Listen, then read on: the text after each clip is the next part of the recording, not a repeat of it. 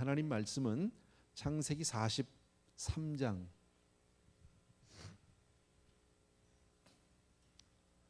창세기 43장 우리 1절에서부터 오늘은 15절까지 같이 볼 거예요.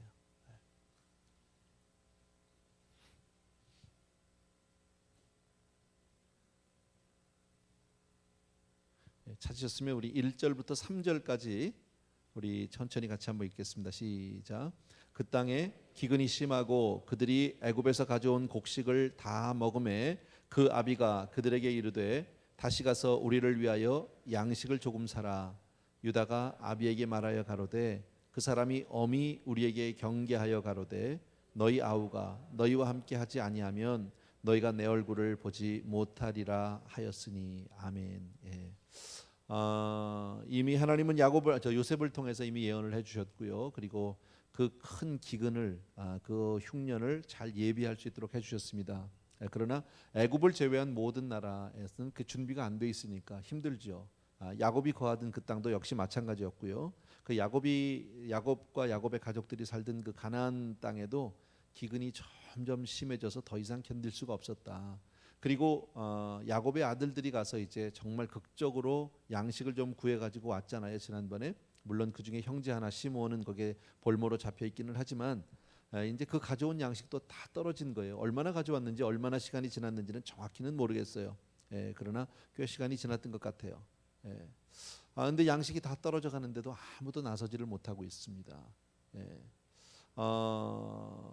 야곱도 버틸 수 있는 데까지 아마 버텨보려고 했던 것 같아요. 왜냐하면 베냐민 이 이야기는 이미 들었잖아요. 형제들이 왔을 때 시몬이 오지 못했고 되어졌던 모든 일, 요셉을 만났고 애굽 총리를 엄밀히 말하면 애굽 총리를 만나서 벌어졌던 모든 일을 아버지에게 다 얘기했기 때문에 잘 알아요. 지금 베냐민이 많이 지금 힘든 상황이 있다는 거 잘 알아요. 그래서 베냐민 때문에라도 그냥 모른 척하고 버틸 때까지 버텨보려고 했는데 더 이상은 버틸 수가 없는 거예요. 이제는요. 양식이 다 떨어져서 잘못하면 모든 가족들이 다 죽게 생겼단 말이죠. 그런데 더더욱 답답한 것은 가족들 가운데 그 더더욱이나 아들들 가운데 아무도 일어나지 않습니다.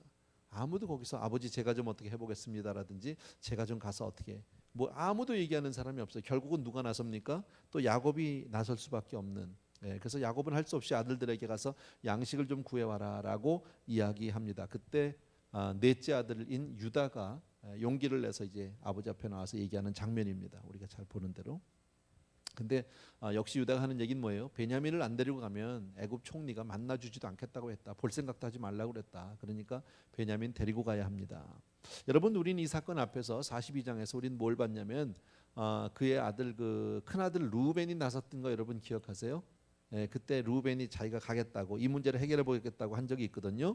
근데 만약에 자기가 베냐민을 데리고 갔다가 데려오지 못하면 사고가 나면 다시 말해서 거기서 베냐민을 잃어버리게 되면 그 대신 내 두 아들을 죽여라. 아버지한테 이제 그렇게 얘기를 하죠.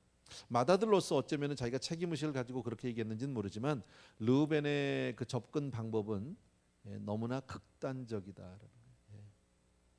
갔다가 베냐민 못 데려가면 내 두 아들을 받아라. 그냥 죽여라. 너무 심하잖아요. 그래서 공감대를 얻지 못합니다. 우리는 여기서 뭘 하나 생각해 봐야 하느냐면 오늘 조금 내용이 조금 뭐랄까 좀 행정적이라고 그래야 되나요? 어쩌면 우리 그 처세에 관한 얘기라고 할까요? 뭐 그런 내용들이 오늘 본문에 나와 있어요. 이렇게 은혜에 대한 이야기, 무슨 뭐 회개에 대한 얘기 이런 것보다는 세상을 살아가는 이야기, 처세에 관한 이야기들이 오늘 나와 있는데 리더십에 관해서 우리가 조금 생각해 볼 필요가 있습니다. 오늘 여기서 보면요, 리더십은 결국 극단적인 어떤 그런 그 제안을 하게 되면 루벤과 같이 공감대 형성이 안 된다라는 거예요. 굉장히 파격적이고 파워풀해 보이긴 한데 뭐 반드시 하겠다는 어떤 강력한 의지가 있는 것 같기는 한데 그러나 이렇게 극단적으로 베냐민 못 데려오면 내 두 아들 죽이세요. 막 이렇게까지 하면 대부분의 사람들에게는 공감을 얻지 못한다. 성경을 통해서 우리가 볼 때 리더는요, 온전한 뭐랄까요, 온건한 사람, 따뜻한 사람 오히려요. 부드러운 사람이 더 오히려 리더로 하나님 앞에 쓰임 받는 모습들을 훨씬 잘 볼 수 있습니다. 지도자는 물론 좌로나 우로나 치우치지 말아야 합니다. 그런데 그것 때문에 자기의 어떤 과격한 성격을 고집한다든지 그것을 관철시키기 위해서 목소리를 높인다든지 그렇게 하면 많은 사람들에게 공감을 얻기는 어렵다. 바로 르우벤이 오늘 이제 지난 42장에서 이야기지만 르우벤이 그 대표적인 사람입니다. 예. 교회 일도 보면은 그렇습니다. 당회에서 거의 대부분의 교회 일들을 다 처리하고 이제 그 일들을 다 수행하게 됩니다. 예, 그렇다고 해서 당회원들이 어떤 그냥 극단적인 선택을 한다든지 그냥 당회원들의 고집을 관철시키려고 한다든지 하게 되면 성도님들로부터 지지를 얻지 못하고 교회가 하나가 되기가 참 어렵다. 그래서 당회를 섬기는 우리 장로님들 특별히 정말 많은 성도님들이 지금 무엇을 원하고 있는지 저들이 지금 바라는 것은 무엇인지 요구하는 게 뭔지를 잘 우리가 파악하고 그렇게 나서 결정을 해야 교회를 아름답게 섬기게 된다. 물론 예외가 있을 수 있습니다. 가다가요. 이것은 뭐 전 교인의 어떤 공감대를 형성하기보다는 반드시 해야 되는 일들이 간혹 있을 수 있지만 그러나 대부분의 보편적인 경우에 있어서는 조금 공감대 형성하는 문제, 서로 간에 마음을 하나로 만드는 문제가 얼마나 중요한지 모릅니다. 다시 한번 말씀드리면 르우벤은 극단적인 방법을 씁니다. 이 일을 자기가 처리하지 못하면 자기 두 아들 죽여라. 아주 극단적인 방법입니다. 그러니까 될 수가 없죠. 형제들이 아무도 거기에 동의하지 않고 아버지도 동의하지 않고 아마 집안 내에서도 르우벤의 가족 간에서 부인하고 뭐 자식들 사이에도 상당한 아마 문제가 있지 않았을까. 어쨌든 지지를 받지 못하고 인정을 받지 못합니다. 그런 상태입니다. 그러니까 지금 아무도 나서지 못하고 있는 그때에 아버지는 지금 누군가 가서 양식을 구해와라. 아니면 지금 다 죽게 생겼으니까 우리 가족 다 죽게 생겼다. 가서 가라. 둘째 아들 시므온은 지금 잡혀 있고요. 볼모로. 셋째는 레위예요. 근데 레위도 만만치 않게 성격이 포악해요.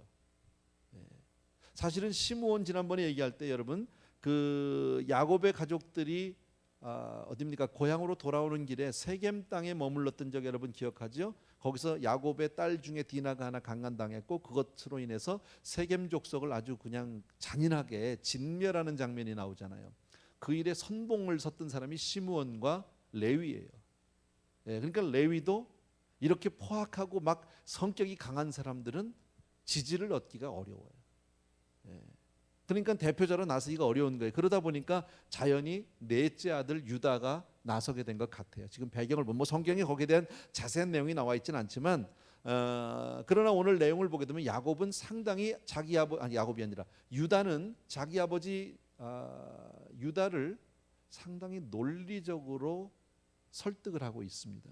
그렇게 극단적인 방법을 쓰지 않고 논리로 접근해서 공감대를 형성하고 아버지에게 있어서 어떤 그 이 의견을 아버지와 마음을 하나로 합쳐서 일을 잘 처리하는 모습을 오늘 성경에서 볼 수 있습니다. 4절하고 5절 보십시오. 4절과 5절 다 같이 읽습니다. 시작. 아버지께서 우리 아우를 우리와 함께 보내시면 우리가 내려가서 아버지를 위하여 양식을 사려니와 아버지께서 만일 그를 보내지 아니하시면 우리는 내려가지 아니하리니 그 사람이 우리에게 말하기를 너희 아우가 너희와 함께하지 아니하면 너희가 내 얼굴을 보지 못하리라 하였음이니라. 뭐 다 아는 내용이에요. 어려운 내용 아닙니다. 하나도요. 그런데 유다는 그 양식을 사기 위해서는 반드시 베냐민을 데리고 가야 합니다라고 하는 내용을 똑같은 내용입니다. 르우벤도 했던 내용이고 이미 야곱도 몇 차례 들었던 내용인데 여기서 지금 말하는 방법을 가만히 보면 항상 주어가 아버지라는 거예요. 르우벤은 내가 하겠다고 그랬어요. 내가 가서 하는데 못하면 아들들 죽이세요라고 얘기했는데 거기에 비해서 유다는 자기가 아니라 아버지께서 우리 아우를 우리와 함께 보내시면 누가 주체예요? 아버지예요. 우리가 내려가서 누구를 위해서요? 아버지를 위해서예요. 그리고 5절도 보면 아버지께서 만일 그를 안 보내시면 우리는 못 내려가고요. 뭐 이렇게 모든 일을 보면 아버지 중심으로 얘기하고 있다. 모든 상황은 다 똑같은데 지금 결국은 결정권을 아버지에게 드리고 있는 모습을 볼 수 있어요. 부드럽다는 거예요. 굉장히. 여러분 어떤 일을 처리하는 데 있어서 내가 내 주장을 관철시키고 내 소리를 높여서 내가 하겠다 따르라 이렇게 할 수도 있어요. 근데 그렇게 하면 외로워요. 그런데 똑같은 일을 처리하는데 나보다는 상대방을 통해서 일을 할 수 있어요. 그렇게 하면 부드럽다는 거예요. 근데 실제적으로 이 일을 나중에 우리 알지만 이 일을 다 처리하게 되는 사람은 결국은 유다예요. 그러면 누가 지도자입니까? 유다가 지도자라는 거예요. 그런 면에서 우리가 성경에서 오늘 이런 모습을 보면서 우리는 어떤 그런 그 사람이 되어야 하느냐. 논리 정연하게 지금 아버지를 잘 설득하고 있다. 그리고 그 모든 책임과 결정권이 누구에게 있다? 아버지에게 있다. 이 모든 책임은 안 보내셔도 어쩔 수는 없어요. 그러나 그건 아버지가 안 보낸 거고요. 보내주시면 우리가 가서 내가 가서 일은 하고 우리 형제들이 가서 하지만 그건 아버지가 하신 일이고 모든 것을 아버지에게로 돌리는 모습. 그리고 애굽 총리가 우리에게 요구했던 조건을 반드시 들어주지 않으면 안 된다라는 것을 다시 한번 상기시켜주는 모습이 있습니다. 6절 보십시오. 다 같이 시작. 이스라엘이 가로되 너희가 어찌하여 너희에게 오히려 아우가 있다고 그 사람에게 고하여 나를 해롭게 하였느냐. 참 여기 보면요, 야곱은 자기가 지금 가족들 전체에 대한 책임이 있어요. 아버지로서. 더군다나 지금 유다가 아버지 하면서 모든 책임과 결정권을 아버지께 드렸거든. 그러면 거기에 그만한 위치에 있는 사람은, 그만한 결정권을 가진 사람은 책임을 질 줄 알아야 되는 거거든요. 근데 이 사람은 지금 자기 책임을 생각하기보다는 막내 아들 베냐민 하나만 감싸기에 급급하다. 그냥 자기 마음만, 자기 생각밖에는 없다. 그리고 나서 뭐라고요? 왜 애굽 총리한테 동생이 있다는 얘기는 뭐하러 했냐고 지금 다시 아들들을, 자식들을 원망하고 있다라는 거죠. 여러분, 이런 상황에서 자식들을 원망한다고 뭐가 해결이 되나요? 아무것도 달라질 것이 없거든. 그리고 책임을 아들에게 전가시킨다고 뭐가 달라질 게 있나요? 왜 너희들이 쓸데없는 소리 해가지고 동생이 있다고 그래가지고 이 난리를 만드느냐. 그렇게 해서 자식들한테 원망, 비난 돌려놓으면 뭐합니까? 어찌 보면 야곱은 지금 여기서 보면 자식들만도 못해요. 아버지가요. 이 어려운 문제 가운데 지금 당장 굶어 죽느냐 아니냐 하는 그런 아주 급박한 상황이거든. 그죠? 어려운 상황이란 말이에요. 그럼 이럴 때 어떻게 해야 이 어려움을 우리가 헤쳐나갈 수 있고 어떻게 이 문제를 해결할 수 있느냐, 이쪽으로 가야 되는데 지도자로서 전체를 보지 못하고 자기 자신만 급급한 이런 모습을 본다. 그러니까 아버지의 위치에 있지만 결국은 지도자는 아닌 거예요. 여러분, 사람을 이렇게 따르게 하는 지도자는 어떤 위치에 있다고 해서 그 사람이 지도자가 되는 것은 아니에요. 세상 말에는 뭐 자리가 사람을 만든다고 하지만요, 꼭 그렇지만도 않아요. 같은 직분을 받았지만 여러분, 예를 들어서 목사님들이 많아요. 그렇지만 사람들이 믿고 따라주는 목사님도 있지만 그렇지 않은 목사도 너무너무 많아요. 뒤에서 손가락질 받고 비난당하는 목사도 많아요. 장로님들이 여러 분 계시지만 존경받고 사랑받는 장로님이 있는가 하면 그렇지 못한 분도 계세요. 집사님들도 그렇고 권사님도 그렇고 마찬가지. 자리는 다 마찬가지예요. 그러나 사람이 따르느냐 못 따르느냐는 바로 이런 데서 나타날 수 있다라는 겁니다. 그래서 지도자는 항상 자기가 이끌고 있는 사람들 전체를 생각할 수 있어야 된다. 그러니까 우리 교회 뭐 장로님들 같으면 나 한 사람만 생각하는 게 아니겠죠. 내 가족만 생각해가지고는 장로님이라고 장로님의 역할을 온전히 감당하는 게 아니겠죠. 교인 전체를 생각하고 교회를 생각하고, 더 나가서 우리 교회 정도 되면은 이 지역이나 교계도 우리는 생각해야 될지도 모르겠습니다. 그죠? 생각하는 것이나 말하는 것이나 행동하는 것 모든 것이 자기 중심적인 사람이 되면 지도자가 될 자격은 없다. 야곱과 같이 전부 자기 중심으로 너희들 때문에 지금 너희들 때문에 내가 이렇게 어렵다. 너희들 때문에 지금 내 아들 잊어버리게 생겼다. 너희들 때문에 지금 이렇게 전부 남 탓만 하고 앉는 사람들 있잖아요. 제가 전에도 그런 말씀인데 어떤 남자들은 그래요. 결혼하고 나서 막 자기가 힘들면 꼭 탓을 하는데 누구 탓을 합니까? 내가 너 같은 여자 만나서 내 인생이 요 모양 요 꼴 됐다. 그런 남자들 간혹 있어요. 저한테 상담 온 남자들도 있어요. 그렇게 해가지고요. 둘이 같이 상담을 했는데 오래전인데요. 그러고 막 내가 너 때문에 내 인생이 이 모양 이 꼴 됐다는 거예요. 내가 요까지 말은 나왔는데 말은 안 했어요. 근데 내가 하고 싶은 얘기는 너는 망해 싸다. 너는 그러니까 망해 싸다. 그잖아요. 자기가 평생 책임지고 사랑하겠다고 데려다가 그렇게 자기 아내를 삼은 여자, 그 한 여자 때문에 자기 인생이 망하면 그 한 사람도 행복하게 못 만들 정도면 망해 싸지요. 그런 사람은요. 그잖아요. 안 되는 사람도 나 때문에 잘 되는 복을 받아야죠. 그 생각의 차이거든요. 근데 예상외로 그런 사람들이 간혹 있더라는 거죠. 어쨌든 지도자는 많은 사람들을 위해서 자기를 희생하고 자기 자신을 버릴 준비가 되어 있는 사람이어야 합니다. 특히나 교회 지도자들은 더합니다. 여러분, 교회 지도자는 늘 말씀드리는 거지만 책임과 의무만 있어요. 우리는요. 우리에게 어떤 파워, 권세 이런 거 없어요. 여러분, 내가 휘두를 수 있는 권리 그런 거 없어요. 여러분, 그냥 섬김의 직분인 거예요. 죽도록 충성하라. 예. 그래서 제가 목회 철학이 머슴이에요. 예. 저 자신을 위해서는 내가 머슴으로 살아야 되겠다. 예.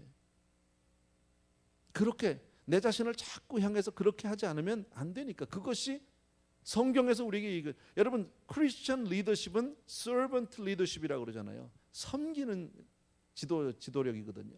그러니까 야곱은 지금 보게 되면 그런 모습, 그런 부분에서 굉장히 부족한 사람이다. 여러분, 이기심을 버릴 수 있는 것은 참으로 지도자다운 자세를 갖추는 겁니다. 자기 이기심을 버리는 것, 자기 어떤 개인의 욕심, 개인의 어떤 그런 이 주장을 꺾을 수 있는 사람, 여러분.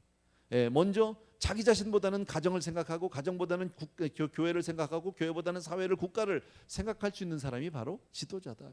여러분, 우리 주님이 오셨을 때 뭐라고 말씀하셨습니까? 성경을 보면 우리가 잘 알지만 인자가 온 것은 뭐 하려고요? 섬기려고 왔다고 그랬잖아요.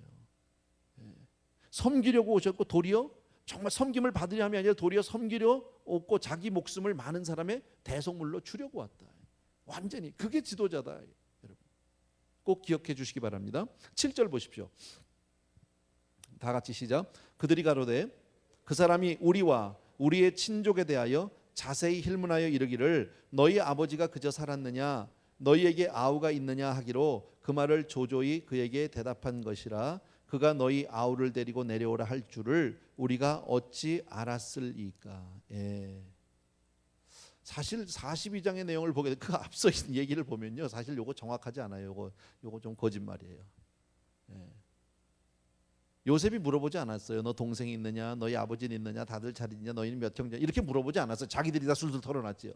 너무 급하니까 갑자기 자기들은 아무 생각 없이 양식을 사러 갔는데 갑자기 스파이로 몰렸단 말이에요. 죽게 생겼거든요, 지금요.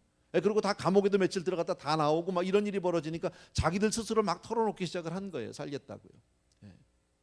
그래놓고 지금 아버지한테 와서는 지금 뒤집어서 얘기한 거죠, 여러분. 정탐꾼이 아니라는 사실을 어떻게든지 밝히려고 이야기를 꺼냈던 거. 근데 이제는 어쩔 수 없는 상황에서 동생 얘기를 할 수밖에 없었다라고 슬그머니 이렇게 조금 이야기를 바꾼다. 사람은 다 그런가 봐요.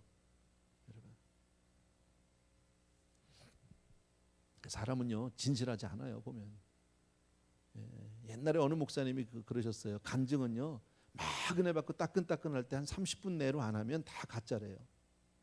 다 각색한대요. 다 자기한테 맞게 멋있게 만들고 더하고 보태고 뭐 이렇게 빼고 해서 깎을 버릴 거 버리고 해서 다 자기 얘기를 만든다는 거예요. 그래서 솔직하지 않대.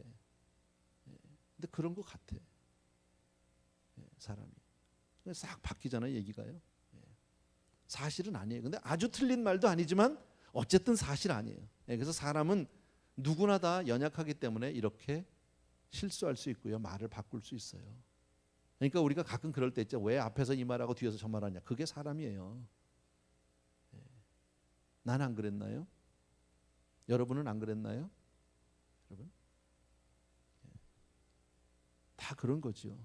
그러나 그거를 당연시 여기면 안 돼. 그러니까 우린 다 그런 사람이에요. 그건 안 되지 했지만 가다가 어쩔 수 없이 우리도 정직하지 못하고 진실하지 못할 때들도 있다라는 겁니다. 그게 바로 나다. 중요한 것은 우리가 실수하는 것, 물론 그거 그렇게 하면 안 되겠죠. 그러나 그 이후의 행동이 더 중요하다. 어떻게 사느냐 하는 거 참 중요하다. 여러분, 또 하나 우리 생각해 볼 게 있습니다. 자, 이 모든 사건을 우리 한번 생각해 봅시다. 잠깐요. 이 모든 사건. 요셉은 가서 막내 동생 데려오라고 지금 형제들에게 다 얘기하고 하나 볼모로 잡아놨고요. 그죠? 지금 형제들은 또 아버지 야곱은 애굽 총리가 자기 아들 요셉, 자기 형제 요셉이라는 사실 전혀 모르고, 그리고 지금 일이 꼬여버렸어요. 누구 때문에? 이 사건을 지금 다 아는 사람은 누구예요? 요셉이에요. 요셉 한 사람 때문에 지금 말려 들어간 거예요. 지금 자기들이 왜 이런 지금 오해를 받고 왜 이런 억울함을 당하고 왜 지금 시몬이 거기 볼모로 잡혀 있는지 지금 형제들도 모르고 아버지도 몰라. 누구만 알아? 요셉만 알아. 근데 우리네 인생에 살다 보면 가다가 그럴 때가 있어요.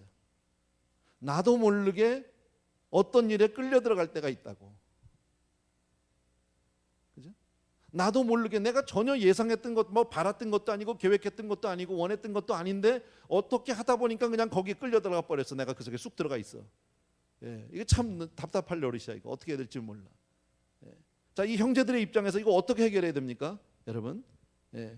어떤 일에 연루됐습니다. 전혀 의도하지 않았던 일이고 정말 이런 일이 벌어졌을 때 정말 나 원치 않아요. 그런 자리에 내가 껴있고 내 이름이 거기에 거론되는 것도 싫어. 뭐 그런 거 있잖아요. 어떨 때 막 뭐 얘기들이 막 왔다 갔다 하고 구설수가 있고 하는데 내 이름이 정말 거기 올라가는 것도 싫은데 왜 거기 올라다니는지 모르겠어요. 너무너무 속상해. 나는 왜 거기 내가 내 이름이 왔다 갔다 하는지도 모르겠어. 자, 이럴 때 어떻게 해야 됩니까? 오늘 이 본문을 통해서 우리가 한 가지 발견해낼 수 있는 어떤 삶의 지침이라고 얘기할 수 있어요. 자, 이럴 때 우리 어떻게 해야 되느냐? 정말 안타깝잖아요, 그죠? 자, 그렇게 답답하고 정말 속상한 현실 앞에서 화내고 원망하고 누구 탓을 하고 욕하고 그럴 것이냐? 해결되나요, 그러면? 해결돼요, 안 돼요? 해결 안 돼요, 그래도요. 근데 대부분의 사람들이 그렇게 합니다. 누구 탓에 누구 원망하고 누구 욕하고 뭐 환경을 탓하고 뭐가 어쩌고 내가 뭘 어쩌냐, 그리고 뭐 삼자대면을 하자, 만나자, 뭐 이런 얘기들로 나오는 게 보통 일반적입니다. 그러나 그게 우리한테 아무런 도움이 되지 않는다. 누구 탓한다고 해결되느냐? 안 된다라는 거예요. 성경에서 오늘 가르쳐 주는 것은 뭘까요, 여러분? 지금 이 모든 문제를 우리는 이 요셉이라는 한 사람의 사건을 다 알기 때문에 앞으로 어떻게 이 사건이 어떻게 전개되고 어떻게 풀리는지를 알고 있기 때문에 여기서 우리가 볼 수 있는 게 뭡니까? 이럴 때 우리가 하나님이 가르쳐 주는 것은 그런 상황에 혹시 처하면 누구를 바라봐라? 알잖아, 답을. 누구를 바라봐라? 하나님을 바라봐라. 그게 답인 거예요. 내 인생 가운데, 내 삶 가운데 이렇게 엉뚱한 일에 내가 연루되고 엉뚱한 일에 내가 끌려 들어가서 나도 모르게 지금 이런 답답한 사정이 있으면 하나님을 바라보라는 거예요. 원망하고 누구 탓하는데 그것 때문에 해결되지 않는다. 그리고 또 한 가지, 하나님을 바라볼 뿐 아니라 더 나가서 감사하는 우리가 되어야 된다. 범사에 감사라고 주님은 말씀하시고 있다. 모든 일을 긍정적으로 그냥 받아들이십시오. 왜? 이 모든 일의 배후에 누가 하고 있다? 하나님이 하고 계시다. 지금 이 사건에서는 요셉이지만 우리에게 보면 하나님이 모든 일을 허락하고 계신 줄로 믿습니다. 그러니까 우리는 내가 알지 못한 이 어렵고 답답한 환경 가운데, 이런 상황 가운데 하나님의 섭리와 하나님의 계획하심이 있음을 믿어야 합니다. 그래서 하나님의 모든 일을 합력해서 선을 이루심을 믿어야 합니다. 잘 될 줄로 믿습니다. 그래서 기도하고 감사하는 거예요. 어차피 내가 누구 욕하고 원망하고 탓한다고 해서 이 문제가 해결되느냐? 안 됩니다. 어차피 안 됩니다. 자, 그 과정을 우리가 성경을 통해서 볼 수 있는데 8절 또 보십시오. 8절 다 같이 시작. 유다가 아비 이스라엘에게 이르되 저 아이를 나와 함께 보내시면 우리가 곧 가리니 그러면 우리와 아버지와 우리 어린 것들이 다 살고 죽지 아니하리이다. 한 가지 더 물어봅시다. 한 가지 더 묻습니다. 자, 이런 엉뚱한 환경에, 이런 상황 속에 우리가 들어가면, 그죠? 내 의지와 내 생각과 내 계획과 전혀 관계없이 내가 끌려 들어갔습니다. 연루됐습니다. 속상합니다. 답답합니다. 이거 어떻게 해야 되나? 하나님을 바라보고 감사하고, 그리고 긍정적으로 생각해라. 그리고 하나님 앞에 정말 우리가 합력해서 선을 이룰 하나님의 선하심을 바라보고 믿고 기다려라. 왜? 그리스도 안에는 우연이 없으니까. 아멘입니까, 여러분? 우리의 삶 가운데 우연은 없다. 여러분, 믿음 안에서 우연은 없다. 모든 것은 하나님의 손길 안에 있는 줄로 믿으셔야 합니다. 자, 그리고 유다는 지금 얘기합니다. 베냐민을 데리고 가야지만, 애굽으로 가야 모든 문제가 해결될 수 있다고 얘기합니다. 그리고 베냐민을 자기와 함께 보내주면 아버지와 어린 것들이 다 살고 죽지 않을 것이라고 얘기합니다. 뭐 현실이죠. 아버지 한 사람의 결정에 따라서 가족들, 어린 손자들, 어린 조카들, 아들들까지 다, 손자들까지 다 그 생명이 아버지의 결정에 달려 있다라고 또 한 번 아버지에게 얘기합니다. 여러분, 절실한 거죠. 아버지가 지금 어떻게 결정을 내리냐에 따라서 우리가 다 죽을 수도 있고 살 수도 있어요. 절박한 문제죠. 아무리 봐도요, 저는 여기서 아들이 아버지보다 나아요. 유다가 야곱보다 나은 것 같아요.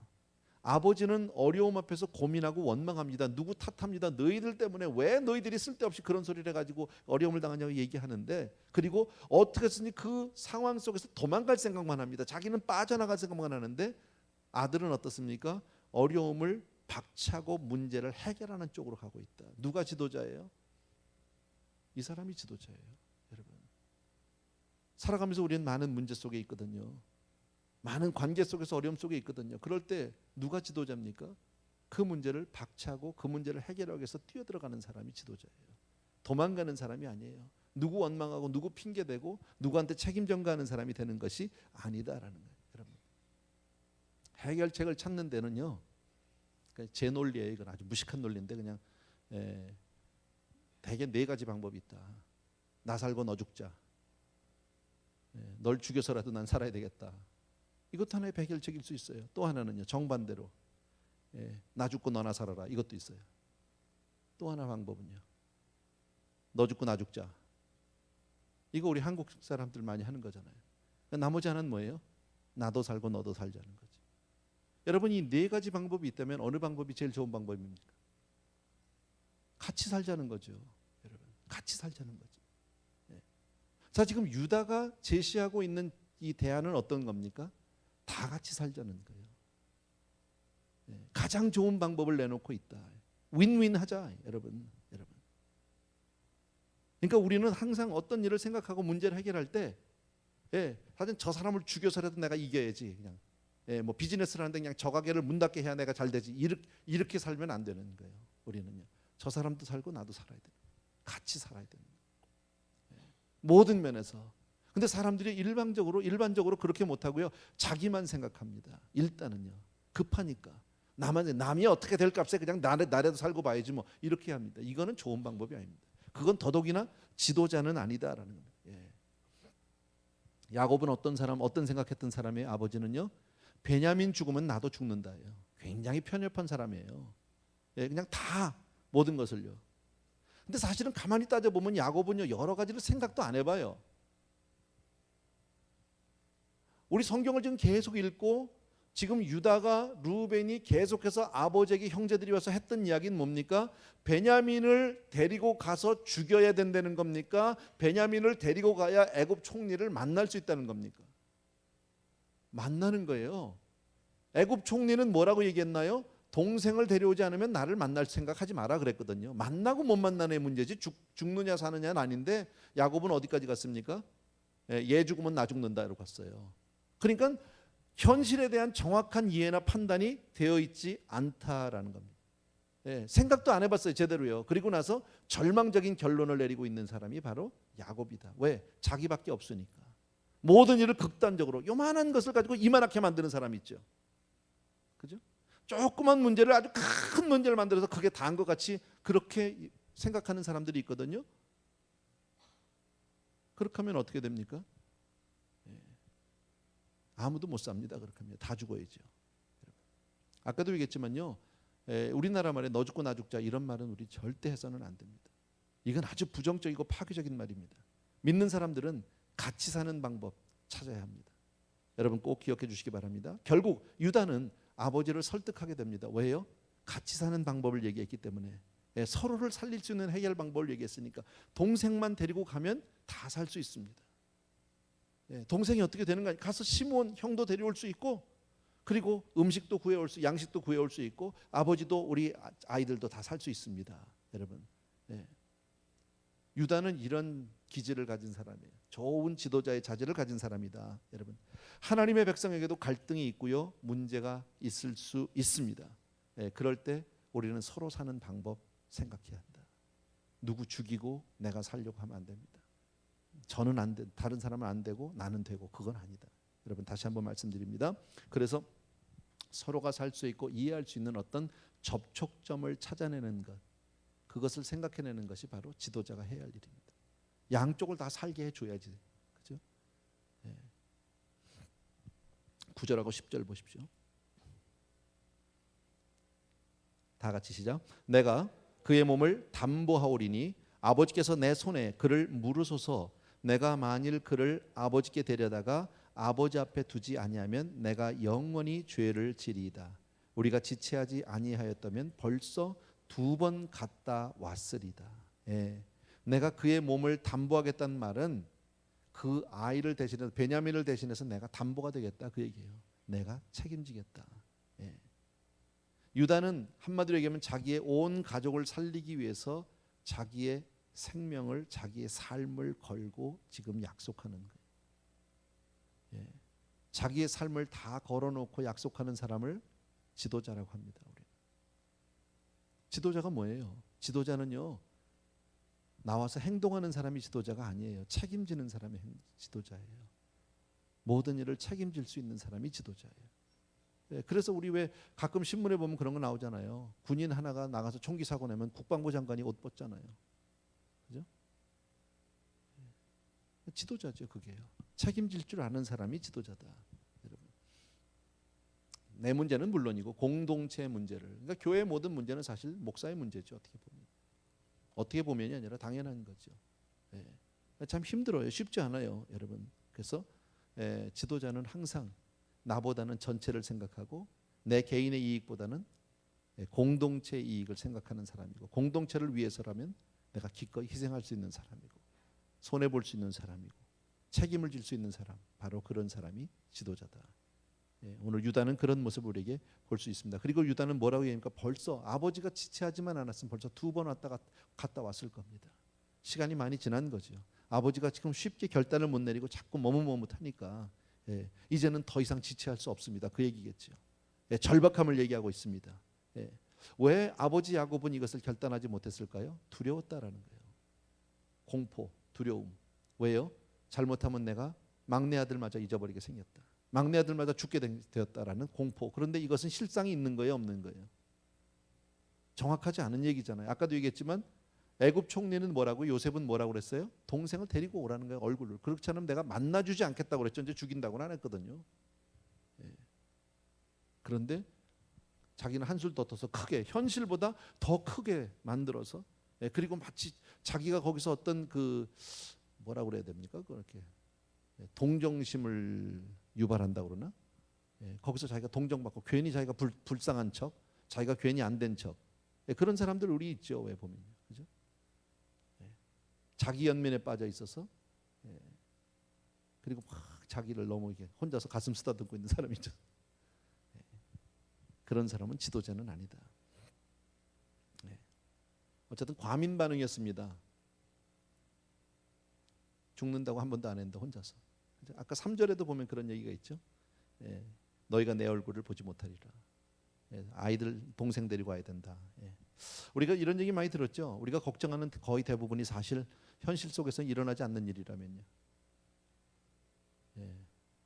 거의 대부분의, 우리가 걱정하는 거의 대부분의 일은 현실에서 일어나지 않을 일이고, 그죠? 지금 있지도 않은 걱정 미리 땡겨서 하고, 내가 해결할 수도 없는 문제 괜히 땡겨서 하고, 뭐 그런 거 있잖아요. 뭐 쓰나미가 날까, 뭐 어떡할 거예요, 뭐 내가 뭐 할 수 있는 거 있어요? 아무것도 없잖아요. 우리가 할 수 있는 게. 근데 그런 걱정 뭐하러 합니까? 이 불경기 어떡하지? 불경기 걱정한다고 여러분이 바꿔놓을 수 있습니까? 근데 쓸데없는 걱정을 너무 많이 한다. 그래서 다 따져보고 이것 빼고 저것 빼고 우리가 할 수 없는 것, 뭐 현실 가운데 일어나지 않을 걱정, 앞으로 내가 해결할 수 없는 걱정, 앞으로 오지도 않을 걱정, 뭐 미래에 있는 걱정 다 빼보니까 실제로 걱정할 거는 뭐 불과 뭐 1%려나 2%려나 뭐 그런 왜 기록 읽어보신 적 아마 있을 겁니다. 들어본 적도 있을 거고요, 그죠? 괜히 염려 속에서. 근데 문제는 뭡니까? 그런 염려와 걱정, 근심이, 공포가 우리로 하여금 아무것도 못하게 하는 거예요. 지금 야곱을 보십시오. 쓸데없는 걱정, 근심에 사로잡혀서 2번이나 왔다 갔다 할 시간을 허송세월을 하고 있었다. 그동안에 뭘 먹었겠습니까? 먹을 게 없어서 지금 급해서 아이들 다 굶어 죽게 생겨서 가서 양식 구하러 빨리 가서 쌀 사오라고 그러는데, 아버지는 질질 끄는 동안에 애들은 피죽도 못 먹었겠지, 뭐 보나마나. 다 고생하고 있다, 여러분. 근심은 현실을 과장합니다. 요만한 걸 이만하게 만들어 놓습니다. 우리가 그런 거 잘하잖아요. 우리 한국 사람들요. 그죠? 그냥 밥 조금만, 그냥 한 끼만 굶으면 그냥 오늘 하루 한 끼도 못 먹었다고. 그건 아니죠. 먹었죠. 그냥 내가 오늘 교회 가자 하루 종일 내가 그냥 부엌에서 일만 하다, 하루 종일은 아니지. 예배 다 드리고 가서 몇 시간 했지. 몇 시간도 온전히 했는지 안 했는지 잘 모르겠지만 하루 종일 그것만 한다고 한다. 그건 아니죠. 근데 우리는 좀 그렇게 과장을 하면서 나도 모르게 거기에서 내가 어떤 위로를 받는 것 같아요. 스스로 동정심 유발하는 것 같은 느낌이 있어요. 어쨌든 그러지 말자. 11절에서부터 15절 같이 보겠습니다. 한 절씩 여긴 봐야 되겠네. 11절 먼저 읽겠습니다. 11절 한 절 시작. 그들이 아비 이스라엘이 그들에게 이르되 그러할진대 이렇게 하라. 너희는 이 땅의 아름다운 소산을 그릇에 담아 가지고 내려가서 그 사람에게 예물을 삼을지니 곧 유향 조금과 꿀 조금과 향품과 모략과 비자와 파단행이니라. 드디어 야곱이 유다의 설득을 당하게 됩니다. 그리고 이제 데리고 가게 합니다. 근데 이제 이 야곱이 제시한 이 해결책이 나옵니다. 여기서 보면요. 이 사람의 성격을 너무너무 잘 알 수 있는데 11절에 보니까 아비 이스라엘이 야곱이 그들에게 이르되 그러할진대. 자, 그렇게 가려면 동생 데리고 가려면 이렇게 해라. 그리고 이 땅의 아름다운 소산을 가지고 가라. 야곱의 방법이죠. 항상 보면요. 야곱은 무슨 문제가 생기면 뭘로 해결하려고? 돈으로 해결하는 사람입니다. 그죠? 물질을 줘서 환심을 사고 돈으로 문제를 해결하려고 하는, 그대로 나오죠. 여러분, 이런 일이 성경에 또 있었죠. 야곱이 고향으로 돌아가면서 야복 강가에서 자기 형 에서가 나온다고 할 때, 에서가 마주 400명 군사들 이끌고 나온다고 할 때 뭐 했죠? 제일 먼저 자기 있는 모든 소떼 양떼 뭐 해가지고 다 두 떼로 나눠 보내고, 종들 보내고, 자기 와이프 보내고, 애들 보내고, 첩들 보내고, 다 보내고 나중에 결국 자기 혼자 남고. 그죠? 항상 이 사람 보면은 돈으로 해결하려고 하는 그런 경향이 있다. 아주 그대로 하고 있다. 좋은 방법일까요? 아닐까요? 좋고 나쁜 건 나도 모르겠어요. 현실 속에서 돈으로 많은 문제가 해결되기도 하니까. 그런데 믿음의 방법은 분명히 아니죠. 믿음의 방법은 분명히 아니고 우리 그거는 하나 알자고요. 꼭 나쁘다고만 볼 수는 없어요. 이게 좋은 의미에서 선물이라면 성경 말씀에 잠언 말씀에 선물은 사람의 마음을 기쁘게 한다고 그랬거든요. 그러니까 좋을 수 있어요. 그러나 이 사람은 무슨 문제 해결하면 제일 먼저 생각나는 게 뭐다? 돈부터 나온다. 12절 보세요. 다 같이 시작. 너희 손에 돈을 배나 가지고 너희 자루 아구에 도로 넣어 온 그 돈을 다시 가지고 가라. 혹 차착이 있을까 두렵다. 이 차착이란 말은 굉장히 쓰지도 않는 말인데 잘못, mistake. 새로 번역된 그 개역 개정에 보니까 잘못이라고 되어 있더라고요. 영어 성경은 mistake으로 되어 있고요. 돈을 2배로 가져가라는 거죠. 왜요? 자기들이 지난번에 올 때, 형제들이 올 때 어떻게 했다고요? 곡식을 잔뜩 줘서 오다가 보니까 중간에 곡식자를 푸니까 뭐가 있었어요? 자기들이 가져갔던 돈이 그대로 다 있었잖아요. 그러니까 이번엔 더블로 가지고 가야 지난번에 우리가 훔쳐간 게 아니라 정직한 사람이라는 걸 증명해야 하니까, 그러니까 돈을 또 이제 가지고 가라 이런 거죠. 어쨌든 야곱은 모든 게 다 돈입니다. 아까도 얘기했지만요, 이런 상황에서 야곱은 한 번도 하나님을 찾지 않는다. 이게 어쩌면 우리인가요? 여러분은 어떻습니까? 문제가 생기면 제일 먼저 하나님부터 찾습니까? 아니면 인간적인 방법, 세상적인 방법, 물질적인 방법 다 해보다가 안 되면 하나님입니까? 뭐 그건 여러분 각자가 아는 거니까. 성경은 우리에게 그것을 어쩌면 고발하는지도 몰라요. 빗대서. 야곱은 아직까지 하나님 안 찾아요. 돈으로 해요. 자식의 얘기를 듣고 보니까 그 말이 맞는 것 같아. 설득 당했어요. 논리적으로 그게 맞아요. 보내야 되겠어. 어쩔 수 없어. 그런데 돈 가지고 가라. 기도해서 보내면 안 되나요? 제일 먼저 하나님 앞에 이 문제를 맡겨놓고, 그리고 하나님께서 너를 지켜주기를 원하고, 베냐민을 지켜주기를 원하고, 너희들이 무사히 돌아오기를 원하고, 하나님께서 이 일 위해 축복해 주시기 원하고, 얼마든지 할 기도가 있음에도 불구하고 야곱은 하나님 생각보다는 돈 생각이 빠르다. 자기 머릿속에 계산이 훨씬 빠른 사람이다.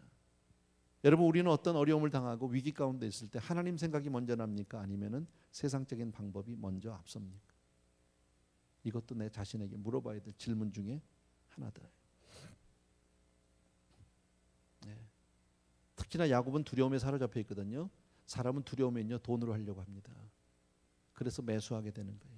뇌물을 쓰게 되는 거예요. 여러분, 돈으로 입을 막고 싶은 거예요. 두려우니까.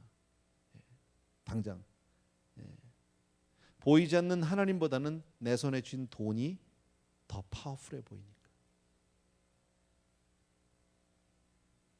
13절 다 같이 시작. 내 아우도 데리고 떠나 다시 그 사람에게로 가라. 예, 드디어 베냐민을 데리고 가는 것을 허락합니다. 베냐민을 데리고 가는 것을 허락한다는 얘기는 야곱이 베냐민을 드디어 마음으로 포기했다라는 거예요. 이건 절대 안 돼, 못 내놔, 이 아들만큼은 안 돼라고 했던 것을 이제는 내놓은 거예요. 포기한 거예요. 여러분, 이거 야곱에게서 야곱이 이런 결단을 내리기까지 어려웠을까요? 쉬웠을까요? 어렵죠. 굉장히 어려운 거죠. 참 어려워요. 근데 결국 이렇게 베냐민을 포기할 거면 진작 좀 했으면 얼마나 좋았어요. 그러면 사실 애굽에 있는 시므온도 덜 고생했을 거 아니야. 그죠? 자기 자식들도 일찍 좀 양식을 구했을지도 모르잖아요. 여러분, 여기서 성경이 우리에게 보여주는 것이 있습니다. 포기해야 구원이 있다. 우리는 근데 다 갖고 구원도 얻으려고 하죠. 우리는 하나님도 갖고 세상도 갖고 싶어 하죠. 세상을 놔야 하늘이 생기는데. 말은 쉬운데요, 쉽지 않아요, 여러분. 우리가 예수 믿으면서 어때요? 다 버리고 주만 따르고 싶으세요? 아니면 세상에서도 다 누릴 거 누리고 편안하게 다 누리고 그리고 하나님도 이렇게 잘하고.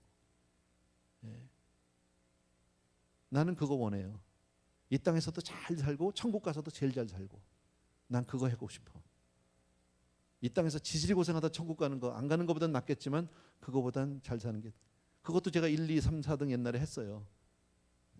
1등은 여기서도 잘 살고 천국 가는 거. 2등은요, 여기선 좀 못 살아도 천국 가는 거. 3등은 여기서 잘 살고 지옥 가는 거. 4등은 여기서도 지질이 못 살다 지옥 가는 거. 난 1등 하고 싶다 이거지. 근데 성경은 뭐라고 말씀합니까? 포기해야 된다. 주님을 누구든지 나를 따르려면 제일 먼저 뭐 하라고? 다 같이 제일 먼저 뭐 하라고? 자기를 부인하고. 알긴 다 알아요, 그죠? 아니 분명히 우리 뭐 그대로 못하더라도 알고는 있자고요. 그래야 어느 순간에가 내가 그렇게 갈 수 있으니까. 제일 먼저 우리가 정말 주님 따르고 싶은 건 틀림없잖아요, 그죠? 주님 따르고 싶지 않으면 우리가 이 자리에 앉아 있을 리도 없고. 우리 분명히 주님 따르고 싶어요. 그런데 문제는 뭡니까? 나를 부인하고 싶지가 않은 거예요. 세상 가운데서 내가 원하고 내가 소유하고 싶고 내가 가고 싶은 이 길을 다 부인하고 주님만 따른다. 그게 좀 힘든 거야. 이것도 하면서 이것도 하고 싶단 말이에요. 두 개 다. 근데 성경은 그렇게 말씀은 안 해요. 그리고 자기 십자가도 지래요. 근데 십자가는 남 지었으면 좋겠어요. 나는 말고. 그죠? 근데 오늘 야곱을 이야기를 통해서 보면 뭡니까? 결국 베냐민을 포기하기까지 많은 갈등과 고민과 정말 많은 힘든 이 시간들이 있어서 그 프로세스가 있어요. 오늘 야곱을 보면요. 근데 결국 내놓을 수밖에 없다라는 거지. 우리의 삶도 마찬가지예요. 하나님이 우리를 대강대강 만들어 가지고 오지 않아요. 예수 믿는데 하나님이 정말 우리를 변화시키고 정말 우리를 써야 되겠다고 하나님이 작정하시면 우리 그냥 대강해서 야 그만큼 해서 됐어, 그 정도면 내가 그냥 너 써줄게, 그렇게 안 하세요.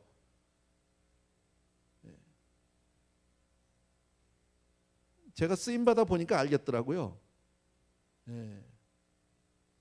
그리고 나서 제가 하나 깨달은 게 있어요. 교회뿐 아니라 뭐 교계 다른 데도 마찬가지겠지만 교계에서 특별히 이렇게 쓰임받는 사람들을 보면 다 그분들이 가시밭길을 걸어온 사람이죠. 꽃밭길을 걸어온 사람이 없어요. 편안하게 내가 원하는 거 다 원하고 먹을 거 다 먹고 입을 거 다 입고 그렇게 하고 온 사람이 없어요. 아무도. 겉으로 보기에는 괜찮다, 저 사람 정말 좋겠다 하지만 아니에요. 절대로 그렇지 않아요. 왜? 하나님을 따르는 길이, 주님을 따르는 길이 나를 부인하는 것부터 시작하기 때문에 그 과정이 없으면 하나님이 써주지를 않더라라는 겁니다. 14절 보십시오. 14절과 15절 두 절 같이 읽겠습니다. 시작. 전능하신 하나님께서 그 사람 앞에서 너희에게 은혜를 베푸사 그 사람으로 너희 다른 형제와 베냐민을 돌려보내게 하시기를 원하노라. 내가 자식을 잃게 되면 이르리로다. 그 사람들이 그 예물을 취하고 갑절 돈을 자기들의 손에 가지고 베냐민을 데리고 애굽에 내려가서 요셉의 앞에 서니라. 자, 15절은 팩트고요. 거기에 있어서 일어났던 일이고 14절은 말을 바꾸면 한 절을 기도예요. 누구의 기도입니까? 야곱의 기도입니다. 자, 그런데 이 기도가 언제 나옵니까? 버릴 거 버리고 나니까 기도가 나오더라는 거지. 포기하고 나니까 그때서야 기도가 나오더라는 거죠. 아까 얘기했죠? 자, 이제 아들 유다와의 많은 그 대화를 통해서 모든 것을 설득을 당하고 그 다음에 원망도 있었고 거기에 비난도 있었고 네 탓이다 너희들 때문에 이렇게 됐다 다 하고 나서도 시간을 질질 끄고 힘들었는데 결국은 설득을 당합니다. 논리적으로 봐도 아무리 봐도 안 되니까 결국 내려놨어요. 그리고 그렇게 해라 데리고 가라. 그런데도 그 자식을 완전히 포기하기까지는 인간적인 방법밖에 안 나오더라고. 돈 가지고 해결하라고 얘기하고요. 그죠? 갑절이나 가져가서 해결하라고 얘기하고요. 그런데 이제 뭐라고요? 내 아우도 데리고 떠나라 하고 13절에 얘기하고 나니까 이제는 내가 그 아들을 내놨다는 거죠. 그리고 14절 끝에 보니까 내가 그 자식을 잃게 되면 잃으리라. 마치 에스더가 죽으면 죽으리라 와 같아요. 지금 거의 그런 흡사한 표현, 그런 흡사한 고백이 있어야 뭐가 나와? 기도가 나온다고. 여러분, 왜 우리가 아직 기도하지 않습니까? 우리가 신앙생활하면서 하나님 앞에 기도해야 되는 건 너무나 잘 아는 사실인데 하나님 앞에 우리가 날마다 엎드려야 되고 하나님 붙들고 살아야 되는 거 분명히 아는데 왜 기도가 되지 않습니까? 아직 내가 포기하지 않았기 때문입니다. 아직 내가 세상을 붙들고 있기 때문입니다. 아직 내가 내 자아를 믿고 있기 때문에 안 하는 겁니다. 내려놓으면 합니다. 내가 죽어야 기도가 나옵니다. 나 자신을 포기하지 않으면 절대 기도하지 않습니다. 오늘 그것을 성경에서 우리에게 보여주고 있다라는 거예요. 여러분, 아무리 힘들고 어려운 문제라 할지라도 하나님께 구하면 해결될 줄로 믿으셔야 합니다. 그러니까 아직 내가 기도하지 않고 아우 그냥 힘들어 죽겠어요 목사님 기도해 주세요. 그리고 자기 안 하는 사람은 아직 살만한 거예요. 견딜만한 거예요. 버틸만한 거예요. 정말 힘들면 목사님이고 뭐고 기도할 부탁이 문제가 아니라 내가 먼저 엎드릴 수밖에 없어요. 남이 문제가 아니에요. 기도 시간이 문제가 되지 않아요. 제가 우리 성도님들 가운데서 보면 힘들고 어려운 사람들이 있어요. 정말 너무 막 절박한 분들이 있어요. 근데 그런 분들은 보면은요 예배 시간만 나오지 않아요. 예배 없는 날도 나와요. 누가 나오라고 안 해도 자기 혼자 나와요. 아무도 없는데 와서 여기 와서 엎드리고 있어요. 왜? 너무 절박하니까. 방법이 없으니까. 하나님은 우리를 그렇게 훈련시키시는지도 몰라요. 하나님만 의지하고 살라고.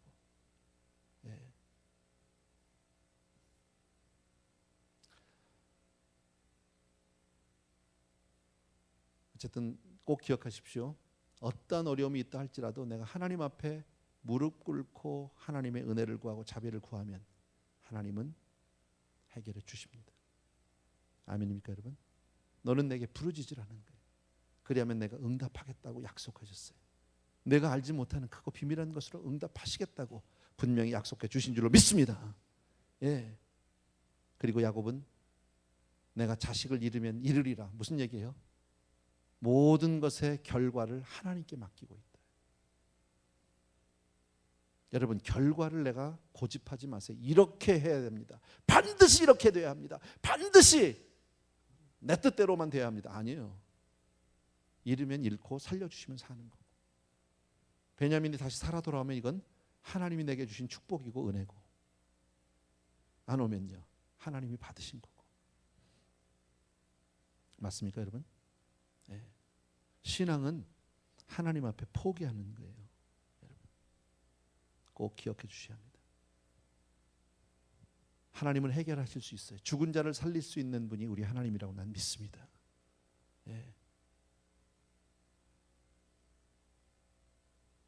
조금 우리 그 장로님 얘기를 드린다면, 장로님이 병원에서 아직 호흡기를 떼시기 전에 당신이 장기 기증을 했다는 이야기를 우리들이 알게 됐어요. 병원 측에서 먼저 얘기를 한 것 같아요. 참 감사하더라고요. 부럽더라고요. 멋있더라고요. 나 우리 성도님들하고 장기 기증 한번 행사 한번 하고 싶은 마음이 생겼어요. 진짜로. 어차피 이래 주구나 저래 주구나 마찬가지인데 혹시라도 우리 장기를 사용해서 누군가를 살릴 수 있다면 그건 너무 감사한 거 아니에요? 그거 가지고 있으면 뭐 하니까 어차피 가는데. 정확하진 않은데 제가 듣기로는 그래요. 그냥 기증 안 하고 죽어도요, 관에 누울 때는 이 속은 다 비운다는데요, 다 긁어낸다는데요.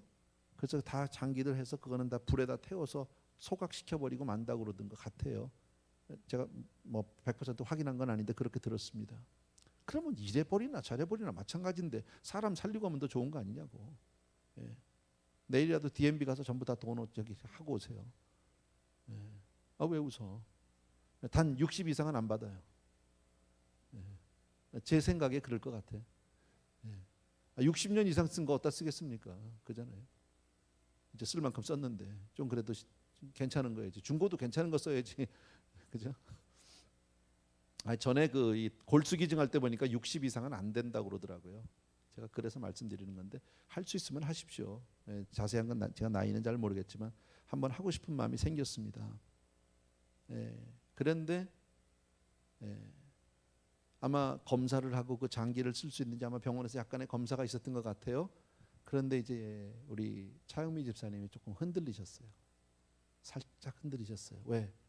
아직 장로님이 누워 계시는데 아직 숨이 멈춘 게 아니니까.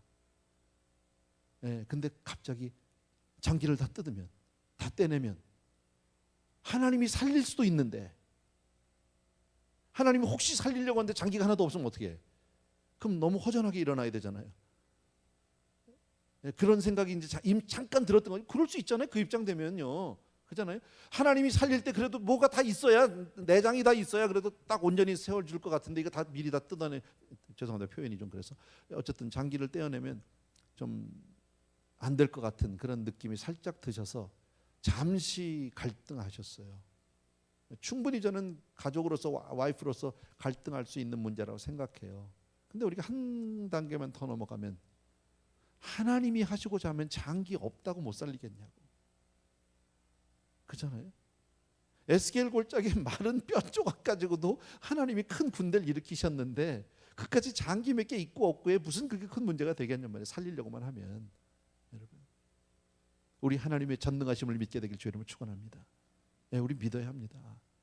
설사 그 일이 내 눈앞에 일어나지 않아도 믿어야 합니다. 왜? 하나님이 뜻이 있어서 안 하신 것뿐이지 못한 건 아니니까. 하나님은 얼마든지 우리의 문제를 해결할 수 있는 능력의 하나님인 줄로 믿습니다. 아멘. 다만 우리가 걱정, 근심, 불안, 초조 때문에 여러분 내가 하나님 앞에 결단하지 못하고 포기하지 못하고 시간만 질질 끌면 끌수록 여러분 내가 불안하고 고민하고 방황하고 갈등하는 그 시간만 길어질 뿐이다. 내려놓으면 야곱 보십시오. 한 번 기도하지도 못하고 돈 가지고 문제 해결약을 하려고 하고 이렇게 그것도 많이 발전이 돼서 온 거죠. 하지만 딱 내려놓고 나니까 그 다음에 담대한 기도가 나오죠. 하나님 앞에 죽으면 죽으리라가 나오죠. 아들을 잃으면 잃으리라 나오죠. 여러분, 그래서 오늘 성경에서 우리에게 가르쳐주고 싶은 건 그거예요. 문제만 바라보지 말고 하나님을 바라봐라. 현실만 쳐다보지 말고 하나님을 바라봐라. 그리고 아무리 힘들고 어려워도 그 하나님 앞에 무릎 꿇고 하나님의 전능하심을 구할 때 하나님이 하실 수 있는 줄로 믿습니다. 하나님이 응답해 주실 줄로 믿습니다. 그리고 그 사람들이 아마 형제들이겠죠. 예물을 취하고 갑절 돈을 자기들의 손에서 가지고 베냐민을 데리고 애굽에 내려가서 요셉 앞에 드디어 섰습니다. 여러분, 결국은 갑니다. 이렇게 가든 저렇게 가든 갑니다. 그러나 내가 갈등하고 내가 포기하지 못하면 점점 그 시간만 길어지고 고생은 내가 할 뿐이다. 하루라도 먼저 믿음으로 포기하는 것이, 믿음으로 빨리 하나님의 뜻 앞에 내가 무릎 꿇는 것이 그게 방법인 줄로 믿습니다. 아멘. 오늘은 조금 이런 얘기예요, 여러분. 그러니까 그 나름대로 보시면서 내가 어떻게 이 땅에서 승리하는 삶을 살 수 있게 될지, 어떻게 내가 지혜롭게 살 수 있는지 잘 생각해 보시고, 그리고 그렇게 믿음으로 승리하는 우리 성도님들 되길 다시 한번 축복합니다. 우리 찬송 하나 드리고 나서 하나님의 사랑을 사모하는 자, 우리 잘하는 찬송 가운데 한번 드리고 우리 기도 조금 하고 마치도록 합니다. 우리 가사 좀 부탁드리겠습니다. 하나님의 사랑을 사모하는 자, 하나님의 평안을 바라보는 자, 너의 모든 것 창조하신 우리 주님이 너를 얼마나 사랑하시는지, 하나님께 찬양과 경배하는 자, 하나님의 선하심을 바라보는 너의 모든 것 창조하신 우리 주님이 너를 자녀 삼으셨네. 하나님 사랑의 눈으로 너를 어느 때나 바라보시고 하나님 인자한 귀로서 언제나 너에게 기울이시니 어두움에 밝은 빛을 비춰주시고 너의 작은 신음에도 응답하시니 너 어느 곳에 있든지 주를 향하고 주만 바라볼지라. 한 번만 더 처음부터. 하나님의 사랑을 사모하는 하나님의 평안을 바라보는 자 너의 모든 것 창조하신 우리 주님이 너를 얼마나 사랑하시는지 하나님께 찬양과 경배하는 자 하나님의 선하심을 닮아가는 자 너의 모든 것 창조하신 우리 주님이 너를 잘 삼으셨네. 하나님 사랑의 눈으로 너를 어느 때나 바라보시고 하나님 인자한 귀로서 언제나 너에게 기울이시니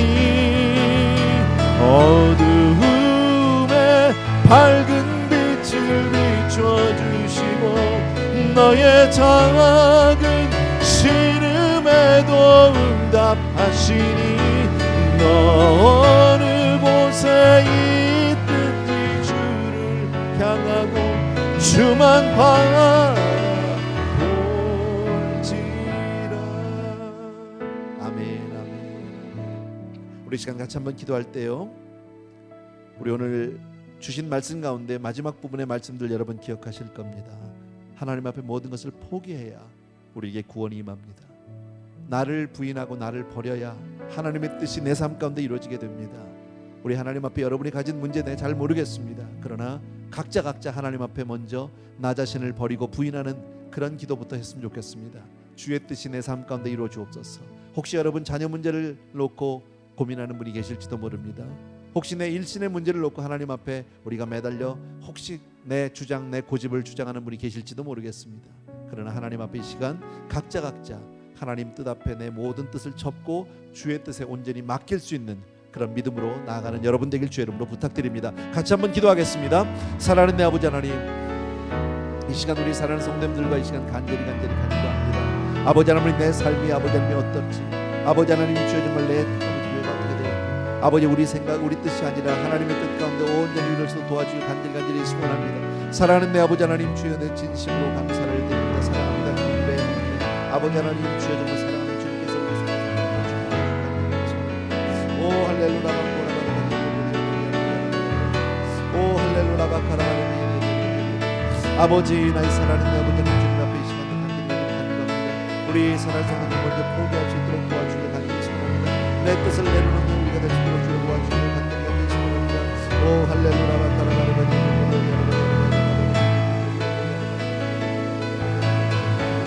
오 할렐루야 아버지 사랑하는 아버지 오 할렐루야 사랑하는 우리 아버지 하나님 주님의 은혜를 진심으로 하나님 내 자신을 먼저 부인하고 내려놓는 사람들 될 수 있도록 도와주길 간절히 소원합니다.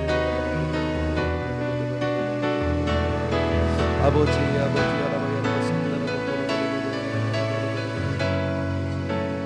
내가 정말 책임을 먼저 앞세워 아버지 앞에 내 권리를 주장하고 내 고집을 앞세웁니다. 하나님 앞에 그렇게 우리 세상에서 하나님의 사랑으로 오 할렐루야 온 타라바꼬라바레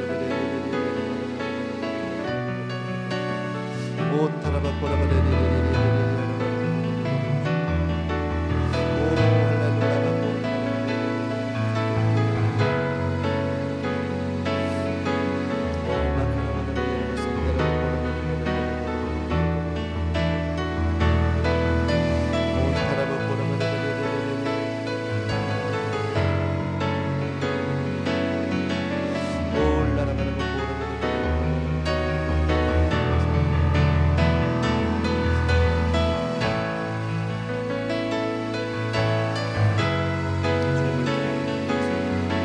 아버지 그런 지도자들에게 대해서 책임을 질 줄 아는 아버지 하나님 희생을 할 줄 아는 사람 앞에 나서기보다는 위에서 모든 일을 감당하는 그런 참된 지도자가 되기를 원합니다. 오 할렐루야.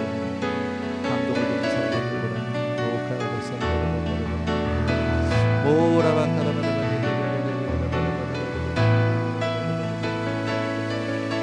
아버지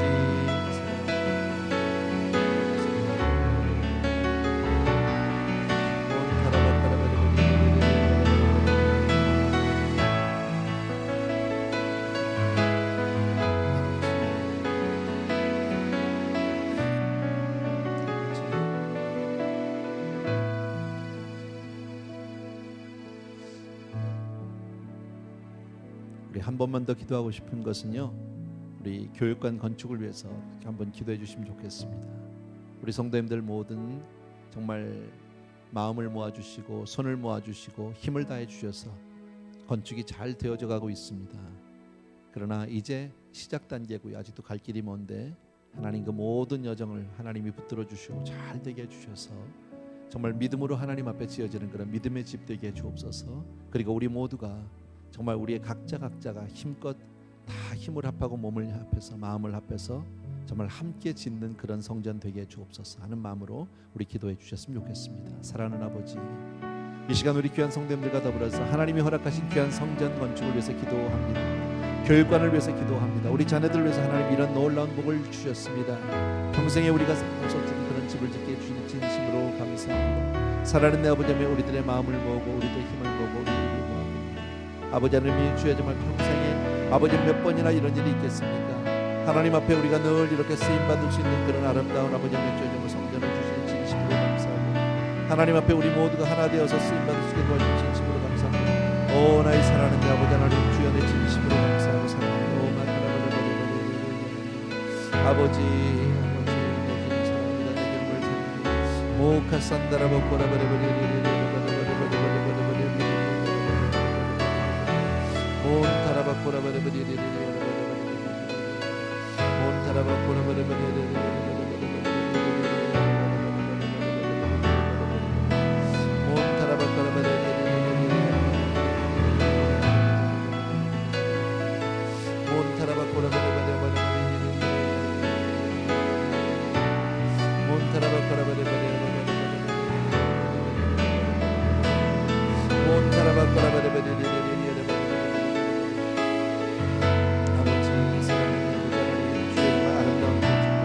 하나님 앞에 그렇게 지어지고 하나님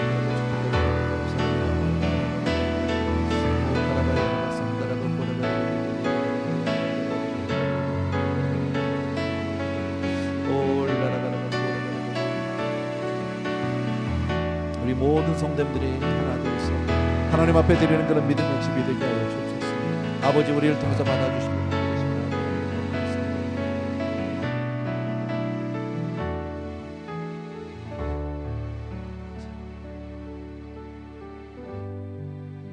우리 마지막으로 찬양 하나 드리고 그리고 우리 기도하고 마치겠습니다. 여러분 다 잘 아는 찬송가입니다. 나의 영원하신 기업 생명보다 귀하다.